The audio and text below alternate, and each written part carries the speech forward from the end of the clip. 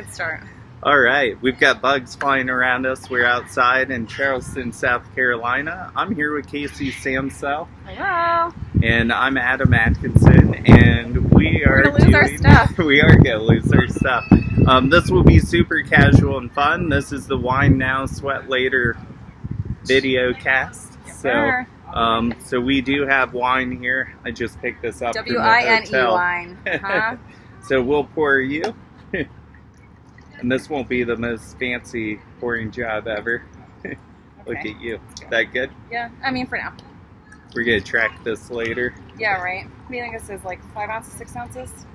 I'd say probably 6. Okay. Closer to 8.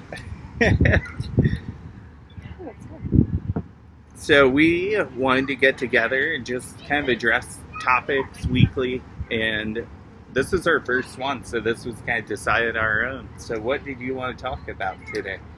Well, we are here in Charleston. We both had coached some girls into the bikini division tomorrow for Junior USAs. So I thought it would be good to talk about just how subjective choosing a winner is, or just being in the top 5 is, or the bikini division in general. There's so much you have to bring to the table, so I think that it's really cool just to kind of go over everything that is going to really bring us some really awesome IFBB bikini pros tomorrow. Yeah, definitely. So we can start like basic stuff that, you know, it doesn't really have too much to do with us, but we have a lot of insight on it. Yeah. So like hair, makeup, and suit. So I know you're with Toxic Angels Bikinis, right? Yep. And I've been with Angels for a while, Angel Competition Bikinis. Both really awesome suit companies. They produce really good stuff. But we know that it takes different shapes, like top sizes, and it's a black screen. It takes different like top sizes, different bottom sizes. The shape of the body reflects the suit needs to reflect the shape of the body and the way the body is set up, the muscles, everything. It's so crazy. Yeah. The way you lay your hair, the way you pose with your hair. It's a lot of stuff goes into it. It really does. And a lot of times the judges are great to ask feedback for. And even the suit designers, I know Margaret's great with that, and even making suggestions when you get your initial measurements. Hey, what connector do you think would be good for my body type? And that's very helpful, especially if you've never competed before. So yeah, for sure. And obviously the color is like really, really significant. Like I had back in the day, I had a client. So your tan's, it's really dark brown. It's got like a warm color to it. She wore an orange suit, and then 2 days before the show, she dyed her hair mermaid red, and it just clashed. So a prime example of something you don't want to do. But I love to pop my girls, whether they're blonde or they're dark hair or even brunettes. I like to pop them in like a blue or a green. It's not only a safe color, but you can distribute the stones a little differently too. Like you can take a blue suit and make it a little bit more green. Mm-hmm. You could take a blue suit and make it a little bit more purple. You could take a green suit and make it a little bit more green. Vice versa. All that, all the colors. But so when you're choosing your suit, you do want to pair it well with your hair color. You don't want to change your hair color last minute, because odds are you picked your suit based on your current hair color. Mm-hmm. Yes. Things like that, little details. And I think choosing solid colors to start are always a safe bet. And it's hard as a coach, because you guys are going to spend a lot of money on these suits. I want you to have what you want, but you also want to win. And I've had girls come to me with some very crazy suit colors, and very rarely would it ever work for them. Right. And, white is really difficult. And I'll even say, even for men who are wearing men's physique trunks, if you have a white band at the top, that's really hard to keep clean. Yeah. And you're only paying $20 for your trunk. So that could prevent you from winning. And with women, it's just great to go with like a solid, red, green, blue, purple. Right. Can be great colors to go with, and it does depend on hair color as well. Right. Stones provide a lot of depth too, so the solid colors are definitely okay. Once you pop those stones on, they take the color around them too, like the lights and everything. So It does just, it still has a little bit of dimension to it, so you're definitely really good with going with a solid color at first. Absolutely. And then once you see your stage photos, if you do want to invest in another suit or something like that, you can totally do that too. And kind of like stray out a little bit, do something that has adds a little bit of your personality to it. Speaking of suits, and just this show last year, I don't know if you remember Skylar, who won overall. Yeah. That package was absolutely so perfect. Yeah. I took a picture of her. I sent it to a client with a similar hair color, and I said, "This is what you're getting. You could scan that stage against every woman, and you could not look at Skylar." Right. And she didn't have the most conditioned glutes in the world. No. And girls kept saying that, and I was like, but you have to understand, I was there, and I saw the total package that girl brought. You could not, like from pictures, you don't see the presentation, the movement. Your eyes just gravitate right towards her. Right towards her. You couldn't miss her. And I've always just loved and respected her after seeing her at that show. And she brings, even as a pro, I've competed against her, and I've seen her on stage a couple times. She brings, she's consistent every time. That body looks on point every single time, and it just gets better and better. But she really had a really great package to start from here to the USA. She did, speaking of hair dyes, she did dye her hair for... darker. Yeah, darker. Right. How'd you like that? I thought it looked good. It's hard to make Skylar look bad. I know. And I would always trust Kim's opinion as a great coach. And, she looked great, I thought. I think the judges, though, they do associate you with a look. Yeah. So, if you came in blonde, for instance, it would just really throw people off. And I think, that's just my opinion with me not being a judge. I think that was kind of where's Skylar at, and with 32 people deep in that pro class, I think that makes it a little tougher because you almost have a identity to your look. You absolutely do. My client Brittany Hamilton, even though we'll do a different red suit, I think we're always going to do red from here on out. Tone of red. Because that's just her identity at this point, and that's how we've placed best at some of the national shows was in red. Yeah, I agree. I totally agree. What's another? Angelica Teixeira, Miss Bikini Olympia. Yep. She was a blonde, platinum blonde. I really, honestly, I think that I think it's her natural hair color. I think she keeps it dark now because of just her persona she has now. Yeah. And I think as soon as she dyed it dark, she just went right up the chain. You know what I mean? Besides the improving physique and how just amazing her stage presence is and everything. I think that little detail there just gave her that kind of kablow thing where, like you said, that everybody just stares at you. Yeah. Wow. I think another big thing is understated jewelry. I see a lot of girls wearing really big wristbands. Yeah. And when I see that, to me, that's all I can see is this wristband moving with every step that they take. And then I realize, I didn't even get a chance to really look at their physique because I was looking at their wrists so much.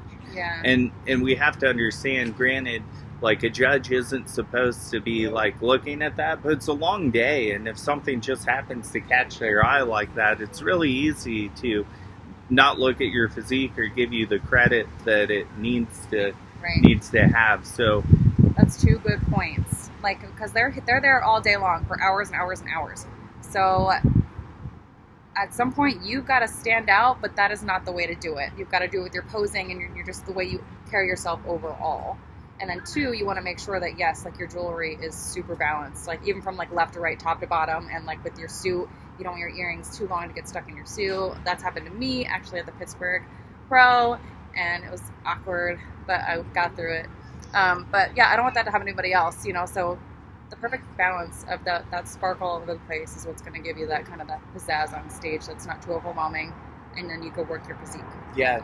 One thing to mention, too, I just realized Sean, Carla from Sean's Couture, she does what, I'm going to butcher what she calls it. She does basically a critique on someone's overall look with their suit color, hair color, okay, cool. A little final package somebody could buy. I thought that was kind of interesting. It's just an assessment of jewelry, hair.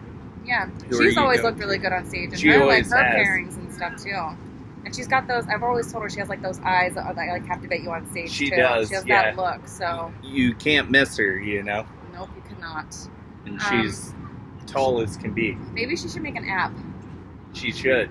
Sean Hector Lewis, make an app. We need you. So what's another thing we could talk about?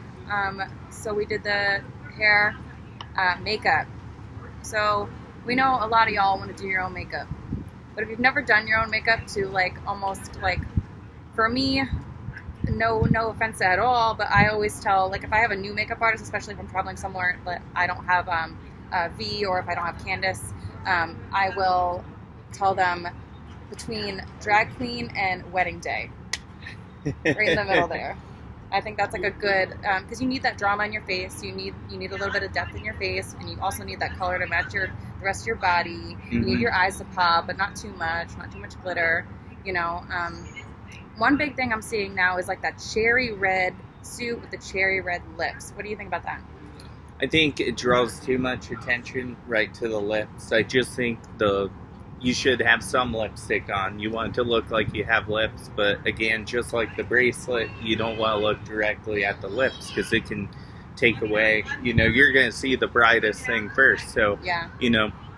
One thing, when we were working together is I always said you had striking eyes too, so we never wanted to distract from that on stage. So having the more neutral stuff look is definitely beneficial for you. Right. Yeah, I have to agree with you on that candy apple red, that cherry red lipstick. It's just, especially if you have really soft features and really light features on your face, that red it's too much. But we all love the cherry apple suits, so keep rocking those. Yes. Those are good for brunettes and blondes. So that's good on makeup, because that's something I really leave up to the artist. And I've had girls I've always used over the years that have done wonderful. Yeah. But one thing that we are both affiliated with that we can mention is Protan. Yeah. And your color. It's good stuff. We can team up. Protan literally is the best. I've had girls put it on themselves. I've had Protan spray it. I've never had a bad issue with Protan unless someone just doesn't get dark enough. Right. And that's something you always have to consider when you're in your dark hotel room and you think you're dark enough. Go out into some good natural lighting, maybe by the pool out here, and get some sun on you.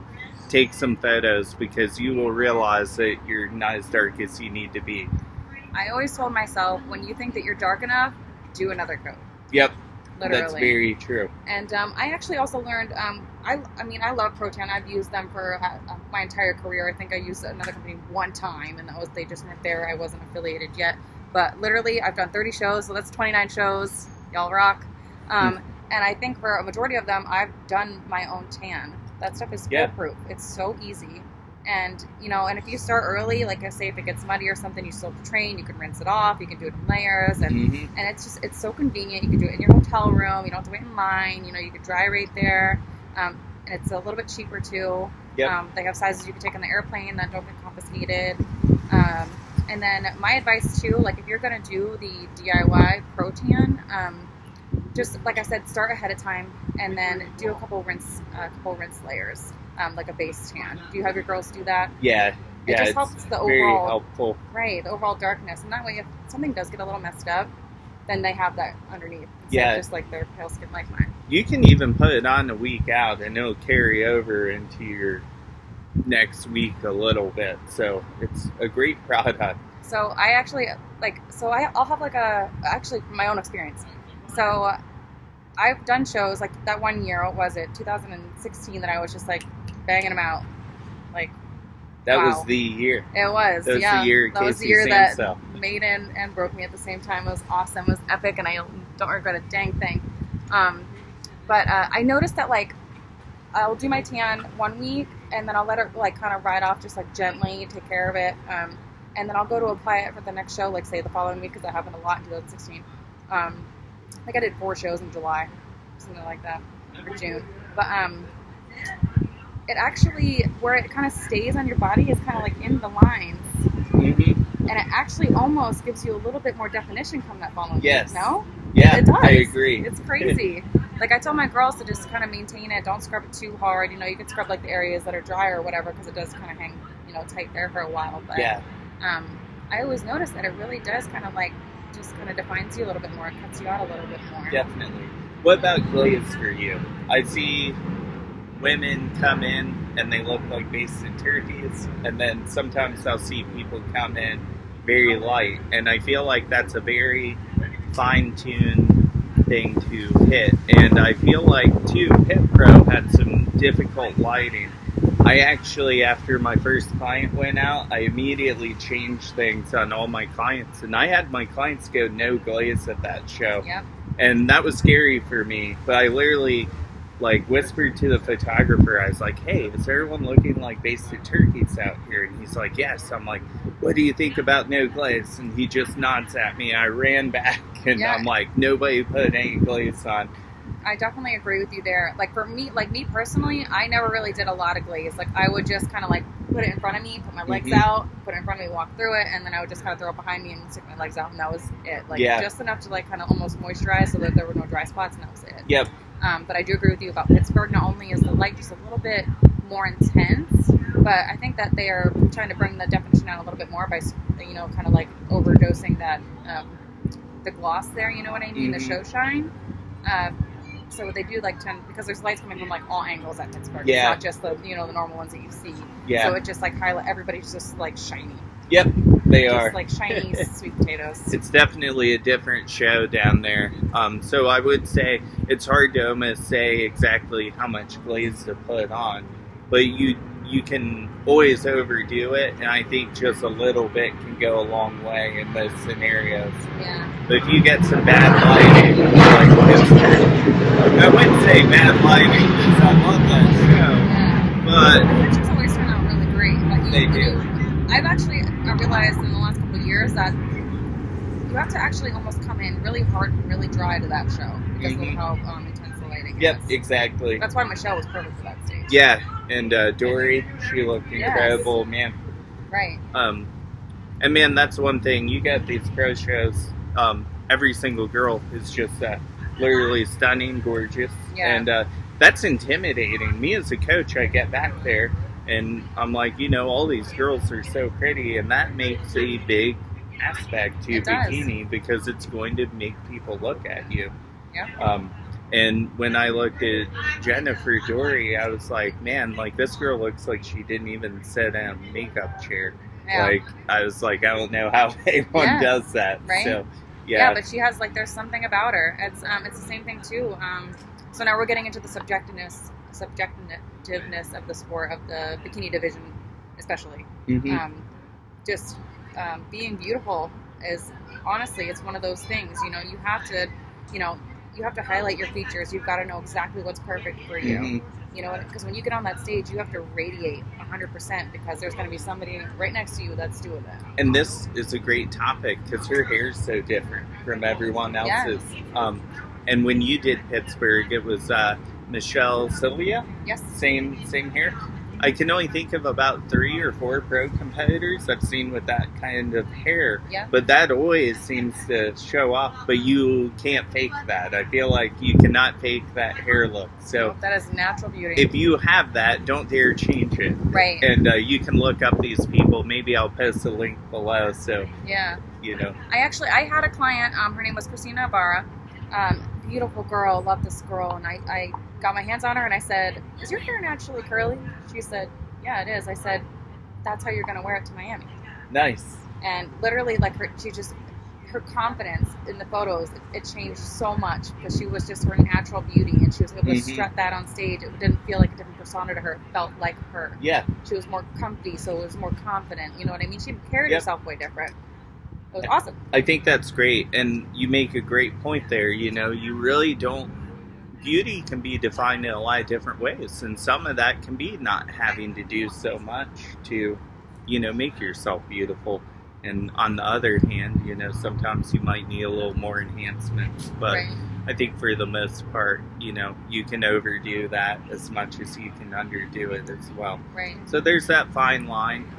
Ask some friends and see what they think. Yeah, they'll be honest with you, hopefully, if they're good friends. They definitely will. And my lips purple yet? Not yet. Or mine? No. Oh my gosh. But, you know, something I've always liked about Sandy and Becky Clausen, and clients of mine have complained about this, is all they commented on was my makeup. And I'm like, but that goes into it, Yes. you know. So that means we need to bring the same physique, and you know, they didn't tell you what they didn't like, and sometimes that's hard to define. Yeah. But we need to go in with something different. What can we do about that? And I actually want to just confirm that, because I actually didn't believe that the makeup was that heavy of a situation until I was faced in a top 2 position. I did my own makeup for the show because I got there like the night before, and I just wanted to do my makeup myself. And I showed up to prejudging, and it felt, you know, I was in like that first place, you know, that 1-2 spot. Did a confirmation round where there was top 3, and they were bopping us all around, you know, as they do, and making comparison. And I came back for finals with my makeup done by an actual MUA because I felt like I didn't do a very good job for prejudging. And Tim Gardner had pulled me aside and he said, your makeup looked much better for finals. And I actually got second at that show. Okay. So, interesting. Yeah. So that's like confirmation right there that it really does matter. Like it's so crazy how pinpoint the details matter. They matter so big, especially when you are in the top 2. When you're fighting for first and second place, they're going to pick everything apart. You know what I mean? They have to. That's their job.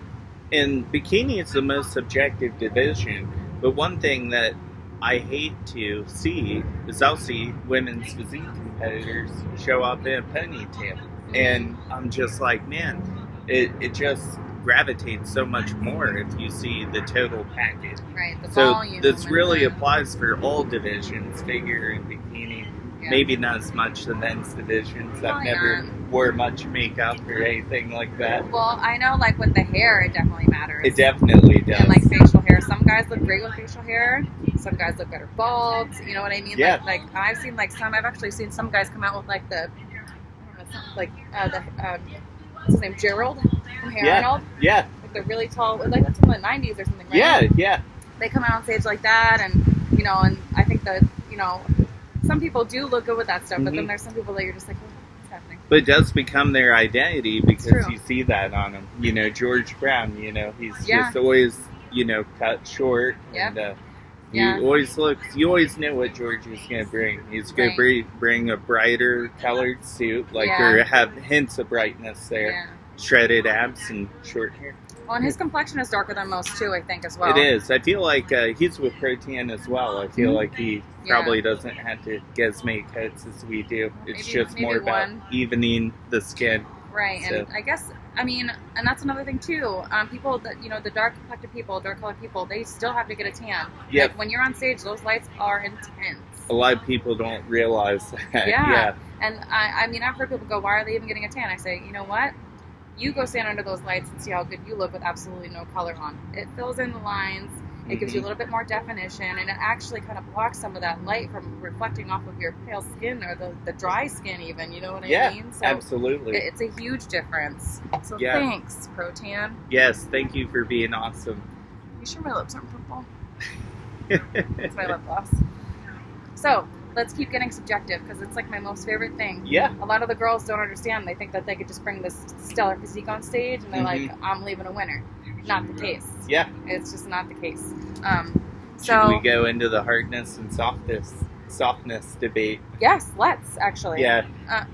This could be a long one. So, yeah, it might. This is tough because I tell my clients, you know, there is what I like to call a red zone of national ready. And this is the too hard area and this is the too soft area. And there's a very narrow window on what that is. Yeah. And we were just talking about this. I feel like, you know. Oh, me personally, right? Yeah, you personally. I feel like you've always placed better when you weren't quite as hard as usual. Yeah. And Casey's just got a nice long torso, you know, good lines, good proportions. Yeah. And you're going to end up stringing if you end up going for that hardness. Now, as you gain more muscle, you might be able to get away with that. But I think that we've seen a large line of Olympians. And who was the one that won your year?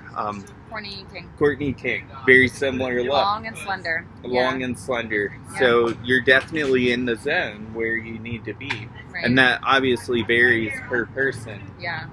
I've always brought like good conditioning. You could always see my lines, but it was just a matter of how full I could get my muscles before everything started kind of flattening out a little bit. Just the definition started fading a little bit. Yep. And for me, it's really bizarre, but like my first pro win was Tim Gardner's San Antonio Pro, and I was actually uncomfortably full for that show. It was very weird. I had a lot of water in me. I had a lot of pancakes. Like I did anything I could to fill out because it was my last show of the year.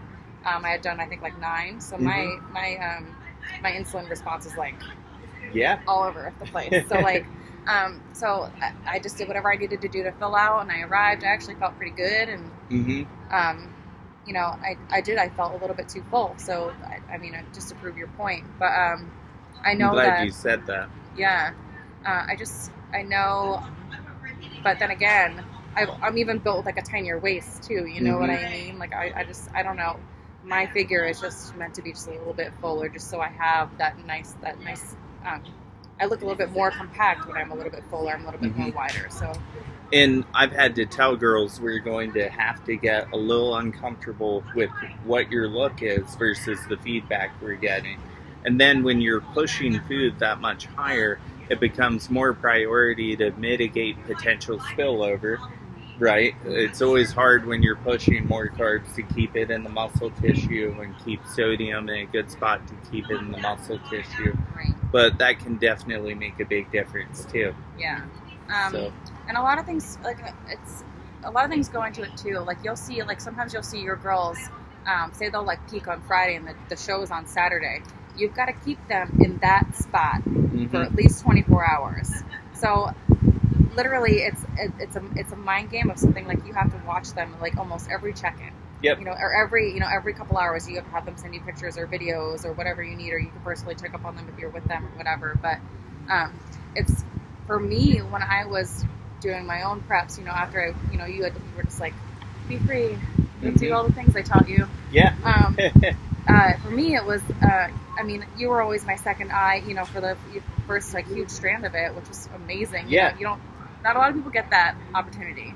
So, I think that's, honestly where my foundation was laid, and that's why I was able to be the athlete I am today. So, well, thank you. Of course, that's why we're still here together. Yes. We've always kept a really awesome relationship, so it's Yeah. definitely something special and something that I love having. So, because as a pro, there's much I can learn from you as well. So, because I'm not an IFBB pro myself. We're both still natural athletes, so that's kind of cool. Yes, that's that is too. cool. High five to being natty. So nailed it for lots of years. Yes. Oh boy. But so like for me, even when I decided to start doing stuff on my own and doing my own check-ins with myself, and just really taking it in my own hands, it was really hard to figure out what look I wanted to bring to the stage. Like when I thought I was ready, I was like, I'm so ready. I'm ripped. I'm hard. I'm dry. I'm tight. I'm full. I thought I was full. And I actually got my first pro win there, but they basically told me my first first pro win. I got 5th place at the Florida Grand Prix in 2016, and they were like, if you want to make sure that you're in the top 5, you have to fill out. You've got to go eat a ton of food. And I said, really? And they said, yes. They go, you're so tiny. And to me, I thought I was like full. I was ready. I was like, I'm going to win everything. You know what I mean? So, but it was really, really, and then I saw the pictures and I was like, wow, I see what they mean. My shoulders kind of look like they do now. Yeah.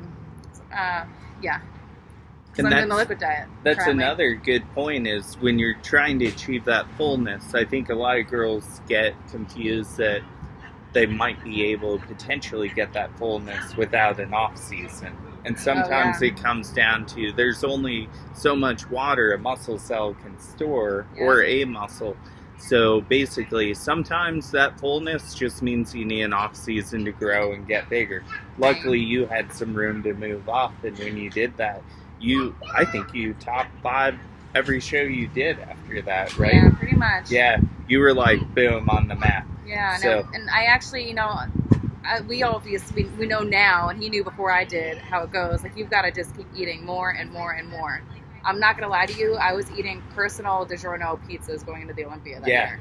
once you're lean enough and they tell you get fuller, you've got to do it. And cookie dough. You know whose journey right now reminds me of yours? Is Jessie Palmer. Yes. Very similar. Yes. Like, she is on the map right now, and Yes. she's doing great. And Yes. she's a hometown Columbus, Ohio girl. Yes. So, She's stellar. And I'm telling you right now, literally every time I see her out there, her glutes are getting better. Like, Yeah. that was like, I think that Yeah. was the one thing that was kind of like, for me looking in, you know, I was always like, oh, I could have better glutes. So me, I'm always looking at everybody's glutes. Yep. So Jessie's glutes were never like, they never popped, but they're like on fire. Yeah. Holy smokes. They look so good this year. Yes. If Jessie's watching, you're doing awesome. It's great to see you progress. I hope she does So- watch this. We got to tag her. Yes. Yeah. I think we can do that on YouTube. Figure it out. But seriously though, she's gonna go a really, really long way, and she's just got that look. She's beautiful. She carries herself very, very well. The posing is like boom. Like, she's got everything ahead of her right now. That's awesome. Yeah, I totally agree there. It's going to be a good year for her. I do expect to see her on the Olympia stage this year. It's the air in Ohio. Yeah, That's what it is in the Northeast. Well, we'll have to get you a visit soon. Yeah, come stay for a little bit. No, I'll be back. I just don't know when. You need more wine. Yeah, you'd know. You have to finish yours first. Oh, okay. Is yeah, that how it's a it is? race. Okay, and I won. She turns everything into a competition. You see that? That's what champions do, I think. That is and true. then they sit back and reflect why they have a hangover. Just kidding. But, so we have more subjectiveness to definitely get into. How about posing? Posing's huge. Especially like for a stage like tomorrow. My girls said that the judges said 10 to 12 seconds. So me as a coach, I tell my girls when they're definitely going to push them through like a little bit quicker, I say, you need to not cut your routine. You just need to hit all of your poses 100% a little bit quicker. It sounds like a little bit more challenging, but honestly, like if you're ready to be a pro, you can handle it. Mm-hmm. Yes, absolutely. One thing I'd watch out for is I'm seeing a lot of teams and their girls pose exactly the same way. I think it's great to have like a posing coach on board, but I think a good posing coach